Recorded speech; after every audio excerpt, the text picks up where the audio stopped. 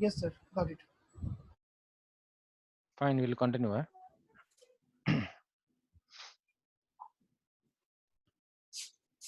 Okay, why we have read only? Because we need some restriction so that we cannot change the values. क्योंकि कुछ values, these values are universal truth kind of thing. Once it assigned, it should not be changed. The behavior of read only says, I will not allow you to change other than the constructor. If it is normal read only, so normal constructor. Static read only, a static constructor. That's it. Read only will allow equal to operator to be operated over that particular variable is only within the constructor. See,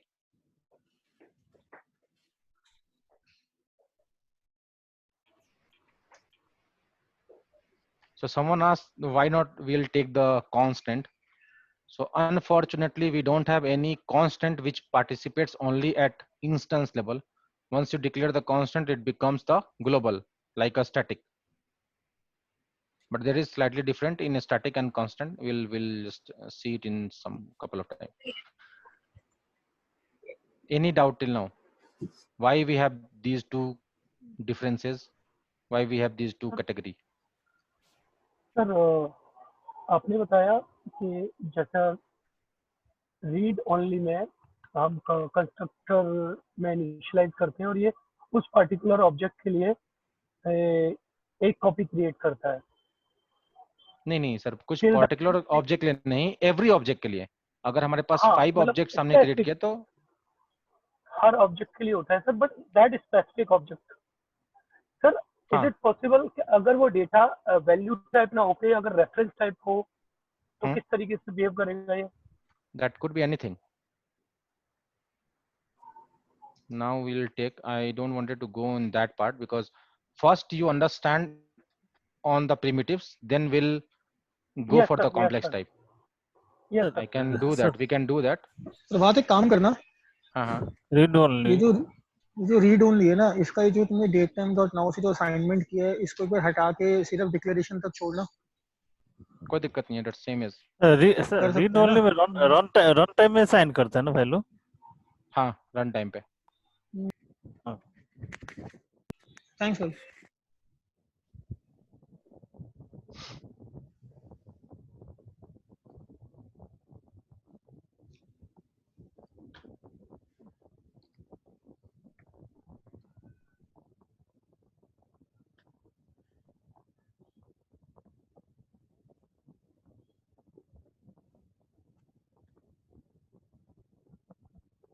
वो मैंने debug mode में ही change कर दिया था, इसलिए update नहीं हो पाया था, अभी रिफ्रेश हो गया।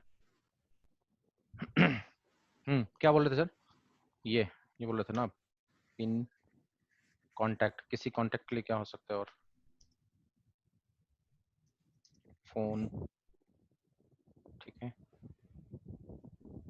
String address,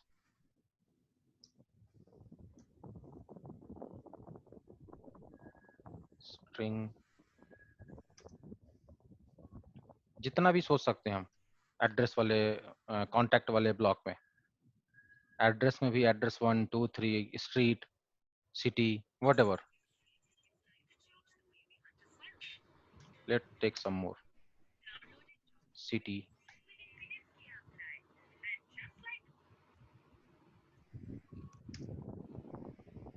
email. So these are common contact types. हम ये कर सकते हैं कि इन सबको कॉपी करके और यहाँ पेस्ट कर दें, ये भी कर सकते हैं हम, राइट? ओके ठीक सर। है, but what happen in that case? If I'll create 5 different objects, these couple of memory are going to assign for each one, since these are kind of instance variable. ठीक है, but हो सकता है कि हमारे पास employ के साथ साथ एक और क्लास हो।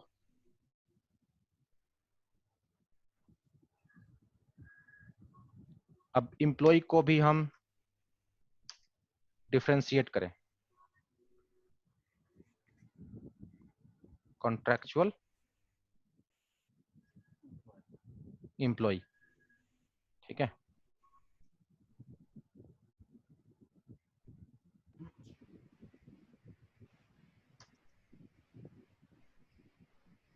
पार्ट टाइम एम्प्लॉय,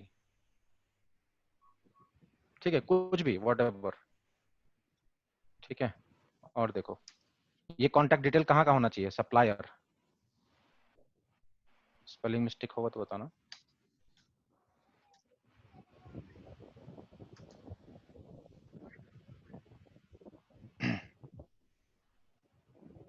क्लाइंट्स, ठीक है। इन सब के भी कॉन्टैक्ट डिटेल होंगे, तो हम क्या करेंगे, एक तो हमारे पास ये तरीका है, ये कॉपी हम सब में क्रिएट करें, राइट, ये कॉपी हम सब में क्रिएट करें। कितना रिडंडेंसी हुआ, बिकॉज होगा ना, because these are classes which is going to participate for any organization और एनी एप्लीकेशन। कोई एचआर सिस्टम है, एचआर मैनेजमेंट सिस्टम है, अगर एचआरएमएस का कोई टूल बन रहा है, उसमें तो ये सारे होंगे ना। इसके अलावा भी और बहुत सारे होंगे, पता नहीं क्या क्या, right. So what I will do, use the separation of concern. I'll separated these contact details because these data, one second,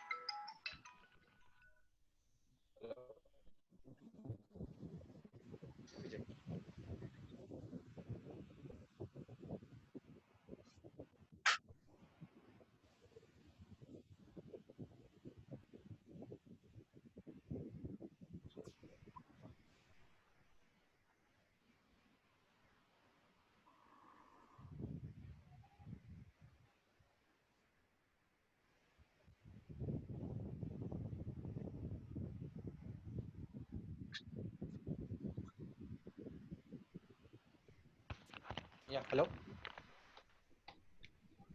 Okay, so what we'll do, we'll separate this one. Why we separated, we all know. I don't wanted to write these things so many times, rather I will take a other way to do the same thing.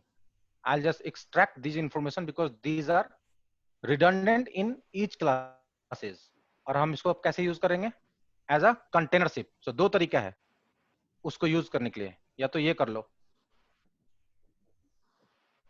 ठीक है, या तो ये कर लो, go for inheritance. You will use the, बोलते ना कि we use the inheritance is make the things reusability के लिए हम यूज करते हैं, या तो ये कर लो, ठीक है। हर क्लास को इनहेरिट कर दो, बट प्रॉब्लम क्या है, इनहेरिटेंस हम सिर्फ एक ही क्लास के साथ कर सकते हैं, we have only one base class, ठीक है। And this for simple information I don't wanted to be inherited this class, so I'll use the concept, another concept that is called containership. कैसे use करेंगे, contact con, that's it. आपको बाद में ये करना पड़ेगा, new contact,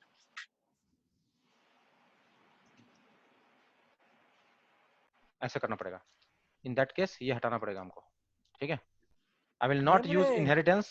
Why I will not use inheritance will, hello, who's this? किसी का माइक म्यूट पे नहीं है और वो बोल रहा है, कौन है भाई? सर इसमें आप एसोसिएशन भी कर सकते हो। बताओ कैसे?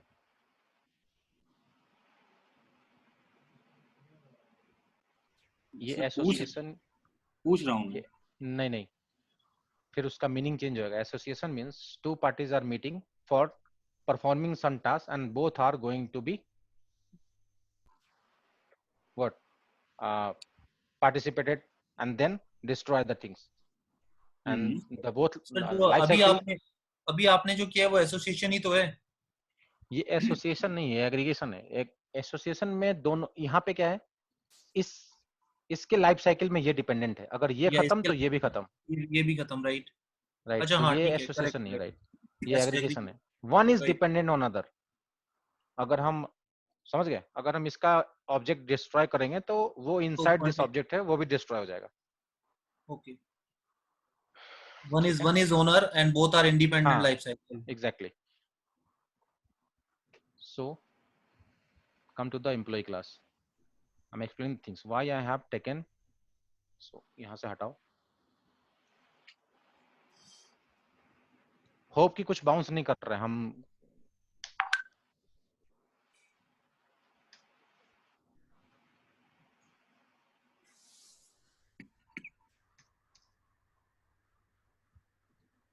अब इसको भी असाइन करने का दो तरीका हमारे पास, या तो हम यहीं पे न्यू कर दें, ठीक है, Correct. But that is not a good case. But ये फिर तो ये वो हो गया ना, ईगर लोडिंग हो गया ना। हाँ, eager loading is good for memory management. अगर हमने इसको यहीं पे क्रिएट कर दिया तो माइट बी कुछ ऐसा सप्लायर है जिसके कॉन्टैक्ट से हमको मतलब नहीं है, राइट। कुछ ऐसा पार्ट टाइम एम्प्लॉय है जिसके कॉन्टैक्ट से हमको मतलब नहीं है, कुछ कॉन्ट्रेक्चुअल एम्प्लॉय है जिसके हम कॉन्टैक्ट डिटेल्स से हमको मतलब नहीं है। So I don't wanted to create unnecessary objects for those type of classes, I mean unnecessary blocks for the object of those type of classes. समझो बात को, थोड़ा सा मेमोरी मैनेजमेंट को लेके हम चलते हैं ये चीज को, इस चीज के लिए। नॉर्मल प्रोजेक्ट्स में जब भी हम यूज करेंगे, कोई भी बड़ा प्रोजेक्ट होगा उसमें इसी टाइप के सिनेरियो मिलेंगे। ये तो मिलेंगे, ये वाले भी बहुत मिलते हैं। वी आर यूजिंग कॉम्प्लेक्स, खासकर एमवीसी का प्रोजेक्ट। व्यू मॉडल क्या है? यस। व्यू मॉडल के अंदर हम बहुत सारे मॉडल का ऑब्जेक्ट बनाते हैं, और एक व्यू मॉडल में सपोज एक कोई पर्सन का है या एम्प्लॉय का है तो उसकी एजुकेशनल डिटेल्स अलग कर देते हैं, पर्सनल डिटेल्स अलग, प्रोफेशनल क्वालिफिकेशन अलग, कॉन्टेक्चुअल अलग, है ना। we'll create separate classes for each kind of information. Got it? Yes. Now इस वेरिएबल को हम क्या बोलेंगे? क्या ये इंस्टेंस वेरिएबल है, ग्लोबल वेरिएबल है, क्लास लेवल वेरिएबल है? What this is? Class type variable है। क्लास टाइप, क्लास ये लेवल वेरिएबल। I think आपने ऑब्जेक्ट बनाया so this one second, this contact is going to categorize in the upper one or the lower one, with these 3 or with these 6? above one instance variable. Okay, anyone else? I believe static. Instance variable. Instance. Okay, who told this static? Tell me the reason why. Isn't it behave like global variable? No. Okay, so let's discuss about the global variable. Global variable means whenever we create an object of employee class, this particular copy is not going to create inside this block. अगर हमने कोई object बनाया तो इस CON के लिए यहाँ पे कोई जगह नहीं होगा, रादर इस CON के लिए एक अलग से ब्लॉक बनेगा, CON के लिए एक अलग से ब्लॉक बनेगा, नहीं हीप के अंदर ही, ये सारा एरिया हीप का है। तो अपर पार्ट ऑफ हीप जो फ्रीक्वेंसी हीप, आप जो आज पढ़ाई कर रहे थे सर के साथ, है ना, हाई फ्रीक्वेंसी हीप, राइट? तो वो ग्लोबल में नहीं आएगी? नहीं, this is not a global variable, this is not a global variable. Why you think like that? Global variable only marked. अच्छा, एक और सिंपल सा उदाहरण है। ग्लोबल वेरिएबल हम तभी बोलते हैं,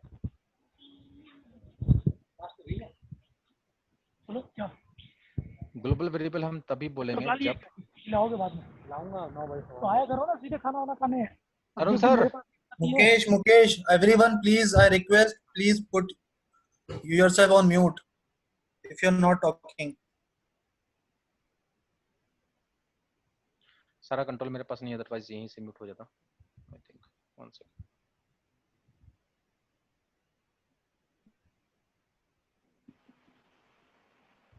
Okay, leave it here, don't waste the time. So these are instance variables. The con is not going to be upper part, rather it's going to be created here with the blocks, with the objects. ठीक है, इसका जो memory allocation होगा वो थोड़ा different type से होगा. Since this is a reference type, तो not only this one, all the strings, the designation come here and value for designation will allocate in other chunk of memory like this. For this con, we are going to create another memory block.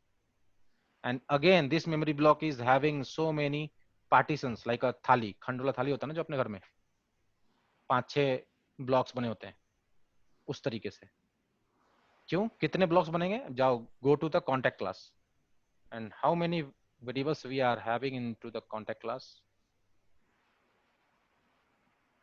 I guess 4. कहाँ create किया था? नीचे ये 6, 1 2 3 4 5 6. इनमें से भी 6 में से देखो, हम अगर इंस्टेंस को पूरा पूरा समझने जाएं तो लगेगा टाइम, एंड उस चीज के लिए परेशान होने की जरूरत नहीं है. ये चीज समझना बहुत जरूरी है, अदरवाइज हम फिर कलेक्शन पे नहीं खेल पाएंगे. मतलब वो अपने पकड़ में नहीं आएगा. हमको मतलब ये सिचुएशन में हो जाएंगे कि हमें आता भी है और हमें नहीं भी आता है. वो हम नहीं चाहते, राइट? इनके मेमोरी ब्लॉक्स कैसे बनेंगे? ये जितने स्ट्रिंग है, अगेन उनका रेफरेंस यहां पे आएगा. ये स्ट्रिंग का रेफरेंस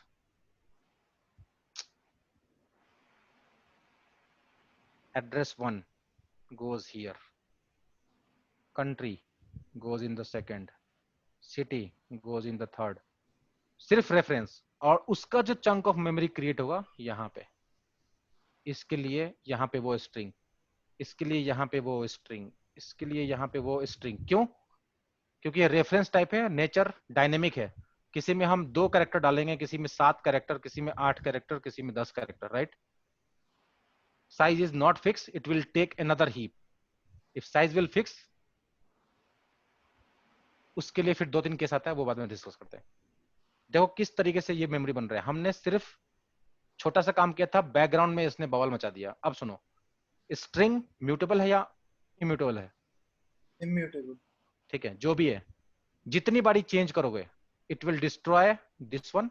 अगले चेंज पे एक नया मेमोरी चाहिए इसको. बोलता है पुराने वाले से मतलब नहीं, हम अपडेट नहीं कर सकते हैं. This is the difference between string builder and string. हम ये सिचुएशन अवॉइड करने के लिए स्ट्रिंग बिल्डर लेते हैं. अगर तुमने फिर से चेंज किया, दूसरा इसको डिस्ट्रॉय कर देगा. It will create a new chunk और उसका एड्रेस यहाँ पे अपडेट कर देगा. तुमने अगर इस एड्रेस को 3 बारी किया, क्या, जैसे कि address equals to suppose A B C, फिर address equal to next line में XYZ, फिर address equal to third line में, जितनी बारी इक्वल टू ऑपरेटर लगाओगे, जितनी बारी, ये उस वैल्यू के लिए एक अलग चंक ऑफ मेमोरी उसी हीप में क्रिएट करेगा. सोचो कितना गार्बेज क्रिएट कर दिया हमने अननेसेसरी. सर ये क्लीन नहीं होता ये? नहीं, ये क्लीन होता है, उसका अलग हिसाब किताब है. That is not in our hand. ये क्लीन होगा कब? जब जीसी चलेगा, गार्बेज कलेक्शन चलेगा. ठीक है, वो अलग एस्पेक्ट है. हम लोग एक बार जीसी की तरफ डिस्कस करेंगे बाद में, अभी उधर नहीं जाते. ठीक है, बट अभी गार्बेज क्रिएट करते हैं, बाद में क्लीन करेंगे. देखते हैं कचरा कहाँ कहाँ फैलता है, किस तरीके से. हमने कुछ नहीं किया था यार, हम तो बस एड्रेस असाइन किया, फिर थोड़ा चेंज के बाद एक और असाइन कर दिया. इवन तुम ऐसे लिखते हो ना, प्लस मल्टीपल स्ट्रिंग को हम असाइन कर देते हैं इस बीच में ना, कॉन्कैटिनेट कर देते हैं, right? Yes sir, yes. Will create 3 different blocks every time. मतलब एक बार असाइन करने के लिए 4 बारी क्रिएट करके उसको डिस्ट्रॉय करता है. फिर इसके लिए क्रिएट, ये इन दोनों को टेम्पोररी में रखेगा, फिर उसको डिस्ट्रॉय करेगा, उसका रिजल्ट यहाँ पे मैप करेगा. इस तरीके से काम करता है. तो don't ever use this kind of, कहीं भी स्टैंडर्ड में पढ़ोगे ये स्टैंडर्ड कोड करने का तरीका नहीं है. यूज द स्ट्रिंग फॉर्मेटर इधर विद द $, और स्ट्रिंग डॉट फॉर्मेटर जो होता है ऐसे करके, जो हम 0 1 और बाद में कॉमा देके स्ट्रिंग असाइन करते हैं. वो that will place holder sir, place holder adds, place holder that will create a single string at least. So don't use the plus concatenate. If these are having more than 2, एक है तो चलो ठीक है कर लो, कोई बात नहीं. बट 3 4 है तो go for the some format, string format. Clear है इतना? यस सर, बट सर एक डॉलर का साइन आगे लगाने से पूरा कॉन्टिनेंट कैसे हो जाता है, इसका प्रोसेस समझा सकते हैं? वो चलेंगे, वो अलग अलग डिस्कशन है। इसको क्लियर करने के लिए clear all dollars. Okay sir, okay sir. ठीक है, हमको स्ट्रिक्ट रहना है अभी इंस्टेंस पे। ये इससे रिलेटेड था इसलिए थोड़ा सा हम यहाँ से हट के गए। So any doubt, this is an instance variable और इस कॉन्सेप्ट को हम बोलते हैं container ship. So by two ways we can use another class inside any class. Another class, this contact class is another class. I am using contact inside employee. So there are two ways. One is containership, which I am doing right now. The another thing is inheritance. In this case, we will not go for inheritance. ठीक है? So is this the best we do programming? I mean, yes, this is the best way. inheritance and Yes, this is the best way. We should never go for inheritance for this kind of work. We'll never go for inheritance. Inheritance हम आएंगे, उस पे भी एक, अभी तो चलेगा लंबा, उस पे भी एक बहुत अच्छा डिस्कशन होगा जिसपे ये पता चलेगा कि when to go for inheritance and when not. Inheritance के भी अपने कुछ limitations है, उससे पहले क्लास के limitations समझो, बहुत सारे हैं। ठीक है, let's stick on only these points. ये एक बार समझना बहुत जरूरी है। अभी तक में कोई डाउट किसी को भी? What is instance? क्या सर? क्लियर हो सर? डुप्लीकेट हो रही है वो हो रही है हमारी टॉप टू बॉटम, एम्प्लॉई के इंस्टेंस वेरिएबल्स, फिर इसके कॉन्टैक्ट। एग्जैक्टली। जब हम डीएलोकेशन में जाएंगे, डीएलोकेशन में ठीक है, ओके। और क्योंकि सुनो सर, सिंपल सा फंडा है, आपको बताता हूँ एक चीज शॉर्टकट में। ये एम्प्लॉय है और ये कहाँ से आएगा, ये एम्प्लॉय है, इसके पास किसी का रेफरेंस है, ये कॉन्टैक्ट है, ये एम्प्लॉय का ऑब्जेक्ट है डायरेक्ट। ये तब तक क्लियर, जब तक ये क्लियर नहीं होगा, इसका रेफरेंस यहाँ से जाएगा नहीं, ये क्लियर नहीं हो सकता है, क्योंकि this is pointing to someone else. अब देखते हैं, ये सेम सिनेरियो है, स्टैक में अगर रेफरेंस पड़ा है, जब तक ये क्लियर नहीं होगा हीप से वही क्लियर होता है जिसका इंस्टेंस खत्म होता है। तो बेस्ट प्रैक्टिस क्या है, जब भी हमको ये लगे अब contact is no more in use, assign it with null, बस इतना कर दो। नल के असाइन करने से क्या होता है, मेड आती है घर में, बर्तन धुलती है, आपने कप में चाय पिया, बेड के अंदर घुसा दिया उसको, ठीक है? अब मेड आएगी, उसको ढूंढेगी कहाँ कहाँ कप रखा है, एक ड्राइंग रूम में, एक आपके बेडरूम में, दूसरा दूसरे बेडरूम में, वो ढूंढ रही है। That will take time to collect all garbage. Null करने का मतलब आपने उसको कुछ नहीं किया, उस कप को उठा के किचन में सिंक में डाल दिया, बस that's it. You have marked and tell her this is a garbage, this needs to be clean. Don't you think this process consumes more resources in memory comparatively to? Sir आपका sound थोड़ा धीमे आ रहा है।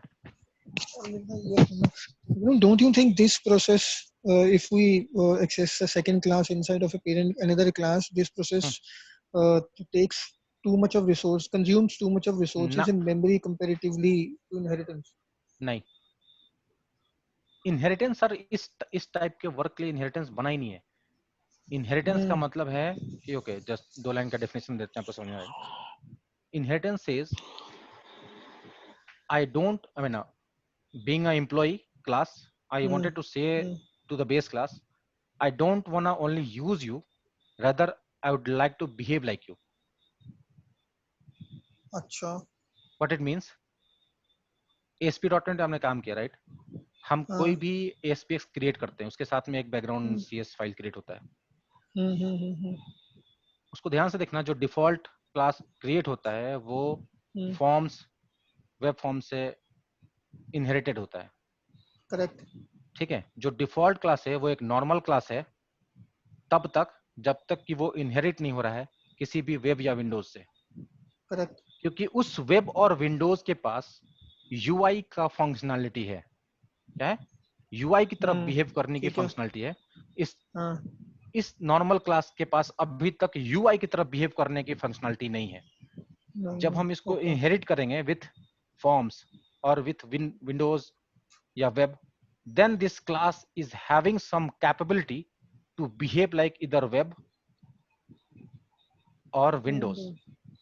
क्यों?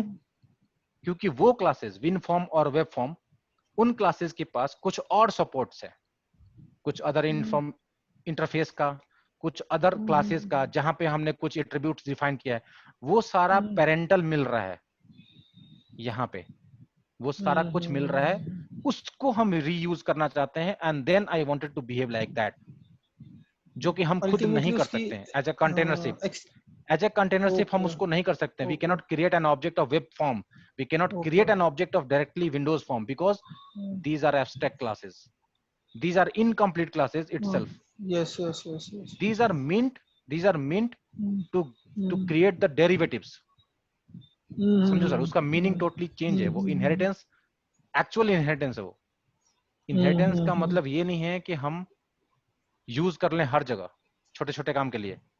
Then your class is no more capable to extend any other behavior or get some default behavior from other class. ये behaviour नहीं दे रहा है. जहां बिहेवियर नहीं है वहां इनहेरिटेंस के लिए नहीं जाएंगे. If we have some behavior earlier, then we'll go for inheritance. ठीक है? Back to the point. So Inheritance is in layman we can say that if some class has some kind of function, then we should go for inheritance. not always. Again, अब इसी में ही not always. If I want to use the extended properties of a parent class. हाँ, बताते हैं कैसे. Suppose करो हमने यहाँ पे get pin एक फंक्शन बना दिया, राइट?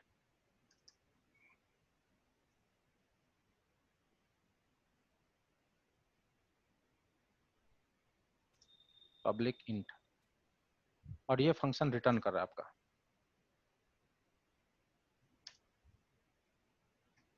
बहुत छोटी छोटी चीजें हैं, ध्यान देने लायक. ये हो गया फंक्शन, तो क्या हम उसको इनहेरिट कर ले? नहीं. क्यों नहीं? इस पिन को हम रीयूज तो कर सकते हैं, तो यहां भी कर सकते हैं. इसको डायरेक्ट इसको यूज करना है तो इसके ऑब्जेक्ट से con.pin,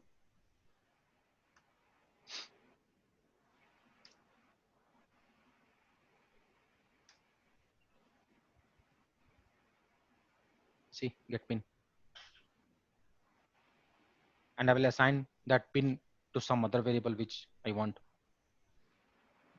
Inheritance फंक्शन को देख के करना है तो that function should be marked as either virtual or abstract.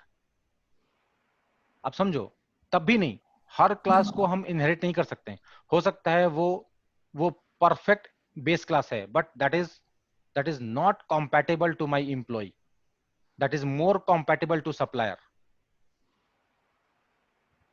Her class को हम इनहेरिट नहीं कर सकते, even though someone else is going to inherit that class, maybe. हम इनहेरिट उसी को करते हैं जिसके तरीके से हमें बिहेव करना है या जिसके फंक्शनैलिटी को हमको एक्सटेंड करना है. Then only we will go for the inheritance for that particular class. You mean to say जिसको जरूरत है उसी को इनहेरिट करना चाहिए. Exactly. अगर हम विंडो फॉर्म बना रहे हैं तो हम वेब फॉर्म को इनहेरिट नहीं करेंगे, because I wanted to behave like a window form. Now you can say that there are two different classes, one is Windows form, one is web form. So both are eligible to get inherited, to act like a base class. So to whom I will connect? It depends to whom I wanted to behave. If this particular class is behave like a report, now in this case it is not going to inherit with Windows or web, rather it will going to behave going to inherit some report type classes. Yes, correct.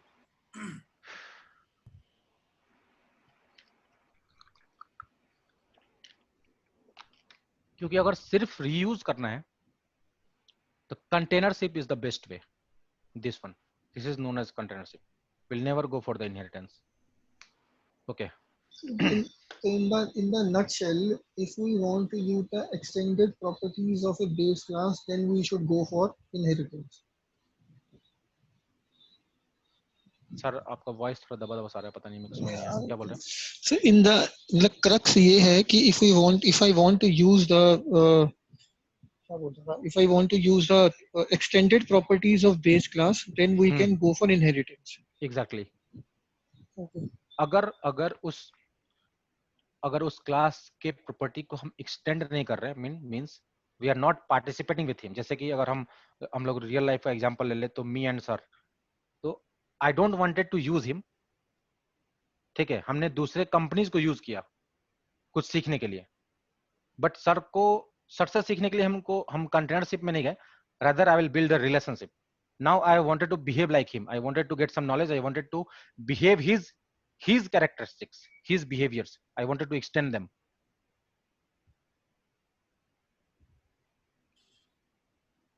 I go to McDonald's. Okay. I use McDonald's to have something. मैंने पे किया, मेरा relation वहीं का वहीं खत्म. जिस time हम उसके गेट से बाहर निकले, मैकडोनल्ड्स अपने तरफ, हम अपने घर. We meet, we do some work, we get the benefits from there, and we destroy that relation. This is the containership. I'm using here only. I'm using here explicitly. I'm using this class. I'm not going to extend any behavior of this contact in this employee. I'm not going to behave like the contact in this employee. Plug and play. Plug and play. I splitted it from here. I wanted those informations. I just use it as an instance. एक छोटा सा block इसके लिए और उस multiple blocks उसके जब हम न्यू करेंगे, वो भी हम न्यू करेंगे कंडीशनली जब हमको इंफॉर्मेशन स्टोर करना होगा for that particular object. Suppose करो अभी इस एम्प्लॉय क्लास का हम ऑब्जेक्ट बनाते हैं. ठीक है, सपोज करो हमने एक ऑब्जेक्ट बनाया, दूसरा ऑब्जेक्ट बनाया, तीसरा ऑब्जेक्ट बनाया. इन सब में एक कौन है ना, इन सब में एक कौन है.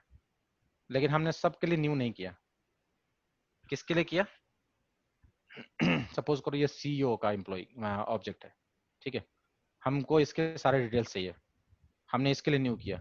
इस पर्टिकुलर कौन के लिए एक नया चंक ऑफ मेमोरी बनेगा. उतने ब्लॉक्स उसमें क्रिएट होंगे जितने हम इस कॉन्टेक्ट क्लास में रखे होंगे, 6 या 7 जो भी थे. इसको हमने छोड़ दिया, हमें जरूरत नहीं है इसके कॉन्टेक्ट्स की. ये एक पार्ट टाइम एम्प्लॉय है और एक contractual employee. I don't wanted to keep those informations with me. They are temporary objects. They are temporary employees. This is a permanent employee. I wanted everything. I wanted to create the PF. I wanted to create the gratuity. All those facilities I wanted to give him. So that's I wanted to know his nominees. Suppose करो एक nominee class है. सबके लिए nominee नहीं create होता है. Part time के लिए तो कभी नहीं होता. Contractual के लिए नहीं होता है. ठीक है, तो इस तरीके से हम इसको यूज कर रहे हैं. Think like that. इससे हम मेमोरी बचा रहे हैं. अगर हम ऐसा नहीं करते, वो सारे इंफॉर्मेशन यहाँ पे लेके आते, तो क्या होता, हमारा क्लास बल्कि हो जाता. हम जब भी एक ऑब्जेक्ट क्रिएट करते गलती से भी 50 मेमोरी क्रिएट हो जाता हीप के अंदर अलग अलग. और 50 गुणे what, the size of int, the size of float, the type of variable which you have taken. एक छोटा सा new. That's why we say that new is costly. सोच समझ के न्यू करो. New is costly. और सिर्फ एक न्यू करने से, अभी चलेंगे बाद में, जीसी का एक बहुत बड़ा पार्ट रन हो जाता है सिर्फ एक न्यू करने से. Because without GC's information we cannot do the new. GC will give the information about heap, whether that particular size is available in one shot or not. Whenever you try to use the new, whenever. वो अलग part है, उसमें हम घुसना नहीं चाह रहे, नहीं तो फिर वो दूसरा क्लास इधर से उधर निकल जाएगा.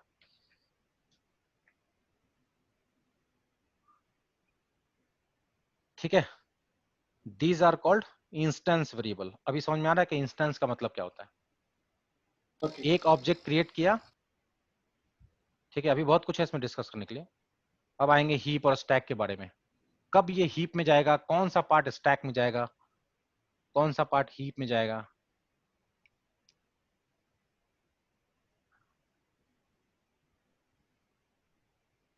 ठीक है, चलो हम क्रिएट करते हैं E1। हमने एक ऑब्जेक्ट क्रिएट किया by employ E1 equals to new employ.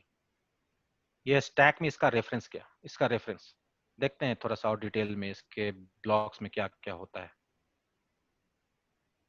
चलो हमने dot dot dot dot dot 5-6 blocks create कर दिए, right? Depends on the this one. और इसमें एक लास्ट वन CON के लिए है